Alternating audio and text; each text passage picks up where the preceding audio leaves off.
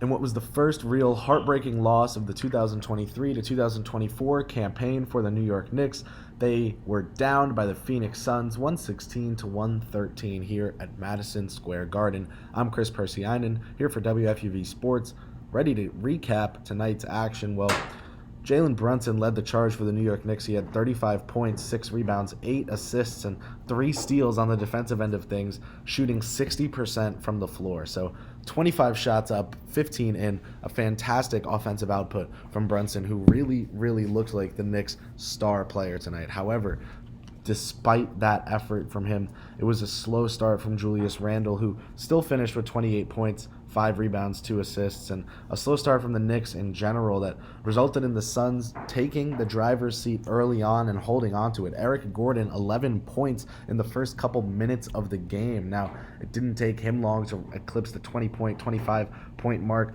Gordon had 25, 2, and 2 with a block in his 33 minutes of action, but the true hero for the Phoenix Suns tonight was Devin Booker, who in about 38 minutes of action logged 28 points, 5 rebounds, 11 assists, and 2 blocks on 40% shooting. Now, 10 for 25, 40%, not as good as Jalen Brunson, but what he did do was hit a fading, out of bounds 3-point shot with 1.7 seconds remaining over not only just RJ Barrett, but Julius Randle as well, to give the Suns a 3-point lead and to secure them the win on the road. Now, Phoenix, no Kevin Durant, no Bradley Beal tonight, this Sunday night against the New York Knickerbockers. So Devin Booker and Eric Gordon, the duo that delivered them the win. Also, Yusuf Nurkic, somebody who Knicks head coach Tom Thibodeau gave a shout out to after the game for his offensive rebounding. And Thibodeau harped a lot on the fact that the Knicks allowed the Suns to beat them 2 to 3 times on possessions. It wasn't just getting scored on, it was getting a stop, allowing an offensive rebound, and then allowing a score that really hurt the Knicks tonight, those second chance points. If someone beats us to the ball on the first play, it shouldn't happen on the second and third play. Anyone can make a mistake. It shouldn't be the same mistake over and over. And so that's what we have to shore up. Usually we're a very good second, third effort team, and I know we're an excellent rebounding team. We didn't rebound tonight.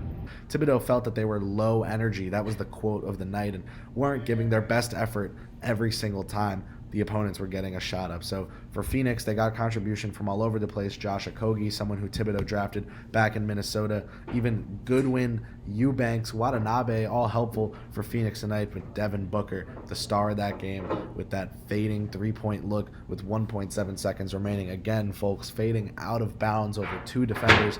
RJ Barrett got screened. He did a good job recovering. You don't want to foul from behind, but Julius Randle probably really could have had a better contest. I don't know if he tried to trap the ball well enough, but he did trap it to an extent. He just needed to get his hands up earlier, people. Devin Booker had the ball. I mean, excuse the physical demonstration here, but the ball's just about to release his hands when Randle raises his up for the contest. It wasn't a quick enough processing time. It wasn't a quick enough reaction. That's something that's troubled Randle on the offensive and defensive end of the floor in his tenure here in New York. So a tough way to go out if you're the New York Knicks, losing by 3 at home, their first real heartbreaking loss of the season. They'll have a chance to bounce back the 28th in just 2 days against Charlotte.